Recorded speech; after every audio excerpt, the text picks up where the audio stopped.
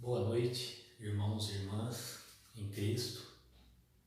Mais uma noite reunidos, mais uma noite maravilhosa aqui com essa família Missionários da Luz, reunidos em nome de Jesus. Meu nome é Henrique, sou voluntário dessa casa maravilhosa. E hoje estou aqui para trazer algumas palavras do Evangelho para a nossa reflexão, nosso aprendizado. E hoje, para a nossa reflexão, é sobre a reencarnação. Para que laços de famílias?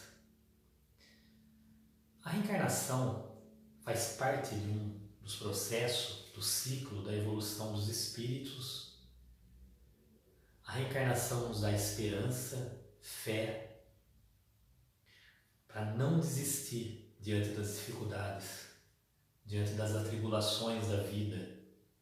A reencarnação nos dá uma razão para continuarmos e acreditar que Deus tem um propósito para todos nós. A reencarnação esclarece muitas dúvidas, às vezes também nos deixa um pouco perdido, principalmente quando perdemos alguém muito próximo, principalmente quando perdemos algum ente querido. A gente fica sem saber o que pensar, sem saber aonde se apegar. Por falar em ciclo, tudo nasce, cresce e morre. Essa é a lei da natureza. Para a gente acreditar, para a gente ter mais fé na reencarnação, vou falar sobre a justiça de Deus. Deus é justo e bondoso. Nós acreditamos e temos fé nisso. E por que existem seres humanos que nascem cegos, paralíticos? Por que existem crianças que ficam pouco tempo aqui na Terra e desencarnam? Os cegos nunca vão ver essa maravilha de Deus.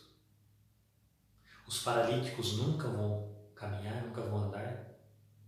E essas crianças que ficaram poucos dias, poucos meses ou poucos anos encarnadas aqui na Terra, nunca vão sentir essa energia de como é viver aqui na Terra, como que é essa experiência.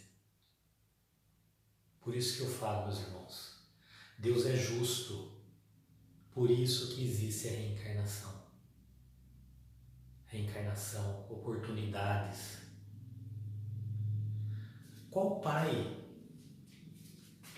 que ao ver o filho sofrer não deixa a porta aberta para ele tentar de novo? Qual pai que mesmo dando a base, mesmo dando a educação, mesmo dando tudo o que o filho precisa para ter uma vida correta, uma vida de caráter, mesmo com tudo isso ele desvia o caminho? E ele pedindo ajuda, qual pai que não abre as portas para ele tentar de novo? Assim é a reencarnação.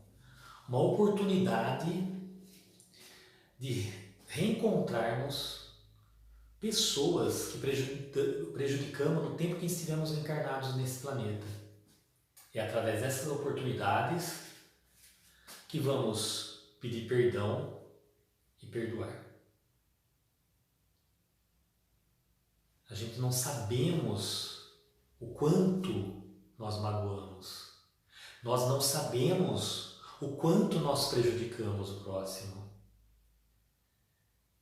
Não sabemos o que nós deixamos para trás de dívidas. Sabemos sim as dívidas dessa encarnação, mesmo que elas tenham ficado lá para trás, mas a cobrança vai vir. Depende também das nossas atitudes, da nossa ação, nosso amor ao próximo. Essas cobranças podem vir bem brandas, mas temos que tomar cuidado também, Temos que tomar cuidado para não acumular mais erros, não acumular mais dívidas. Afinal, não sabemos quanto tempo, quantas vezes estivemos aqui na Terra encarnados.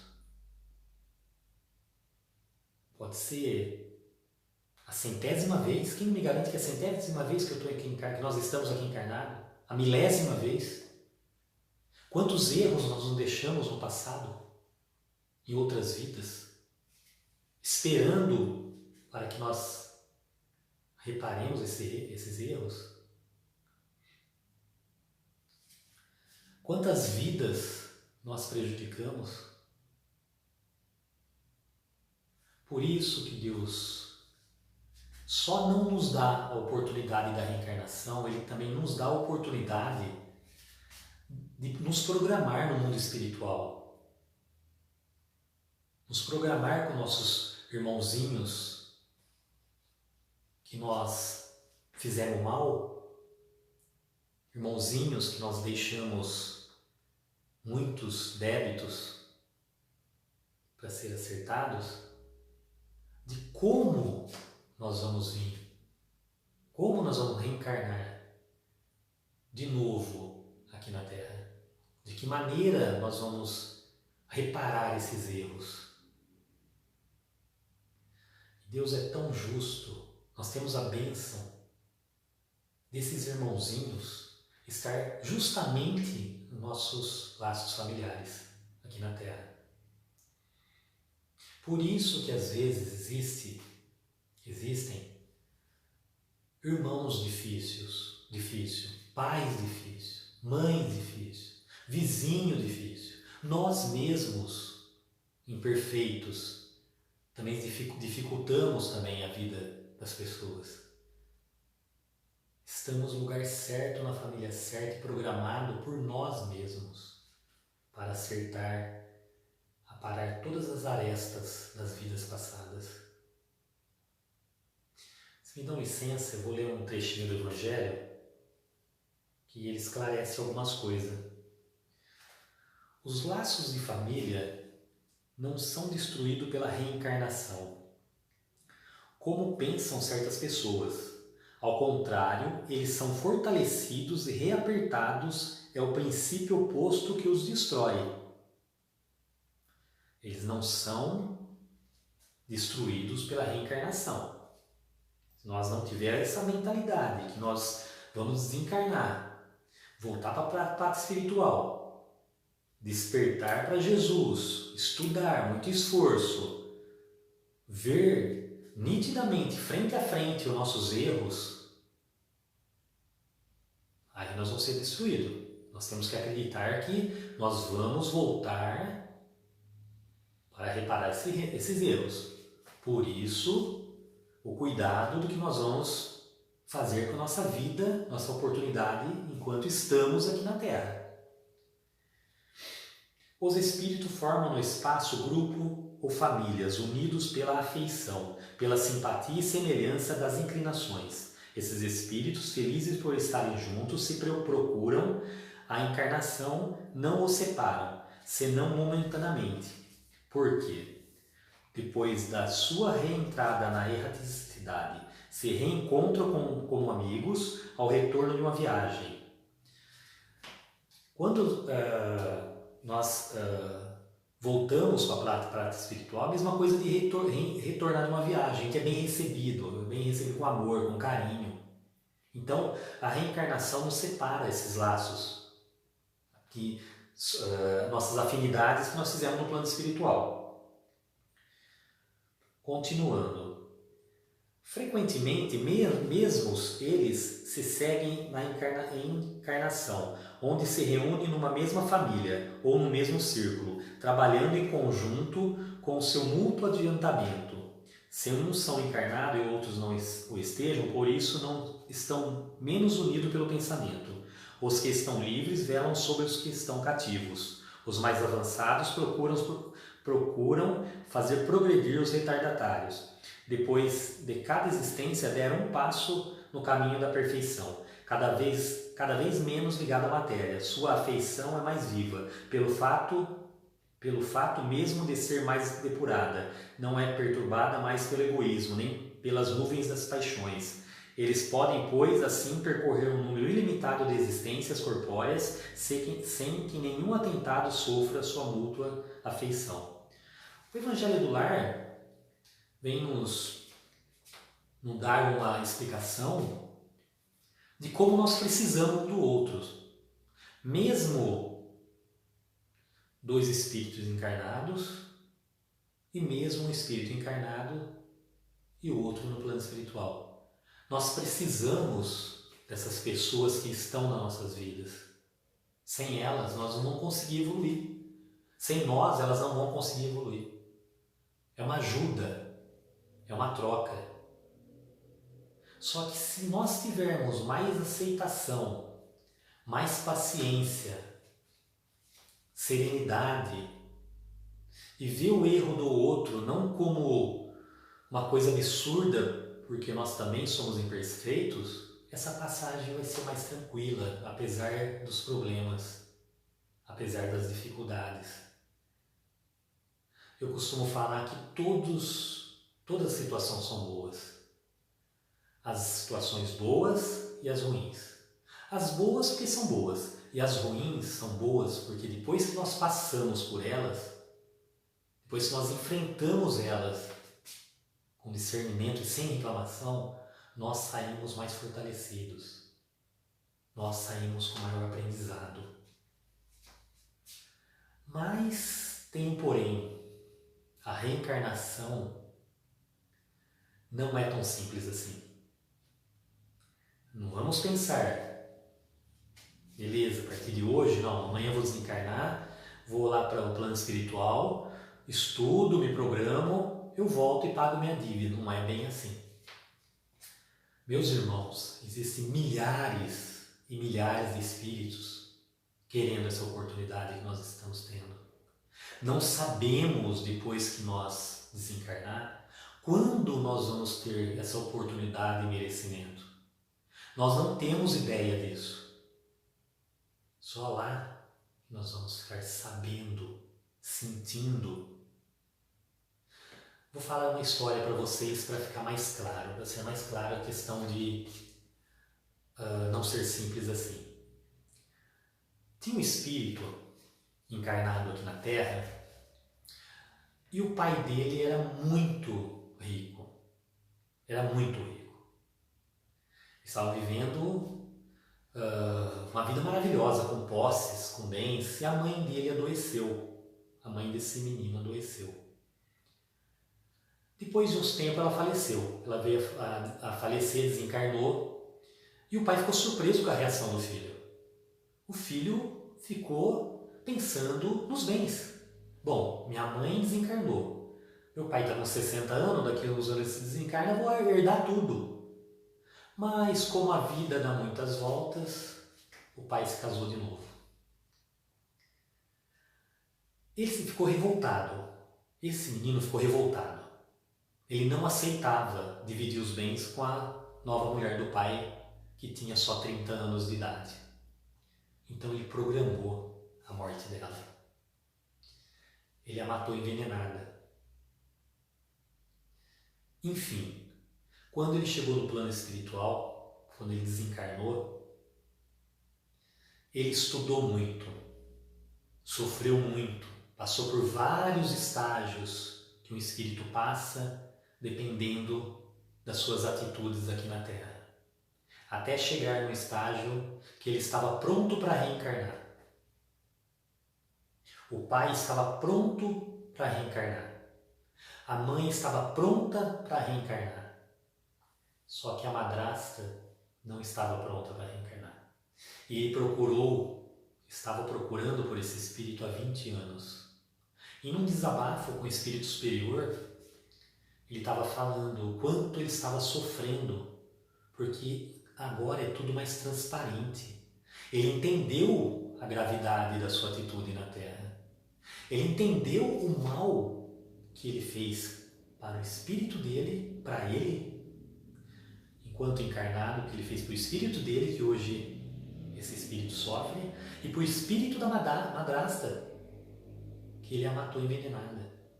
Então, meus irmãos, isso é uma das dificuldades que vamos ter para voltar na reencarnação. Por isso que existem milhares e milhares de espíritos querendo essa oportunidade. Por isso que temos que aproveitar o máximo enquanto estamos aqui na Terra. Não sabemos o tamanho dos débitos acumulados. Não sabemos a noção a quantidade de irmãozinhos que temos que pedir perdão. Não sabemos o que nós fizemos nas outras vidas. Nós não temos noção. Quantas reencarnações vamos precisar para reparar esses erros? Quanto de merecimento nós vamos precisar ter para voltar aqui nessa terra, para ter a oportunidade de encontrar esses irmãozinhos e reparar esses erros? Por isso a importância de nós entendermos a reencarnação, nós estudarmos a reencarnação. O livro, segundo o Evangelho segundo o Espiritismo, explica muito bem, é muito esclarecedor sobre isso, tira muitas dúvidas. E colocar em prática os ensinamentos de Jesus.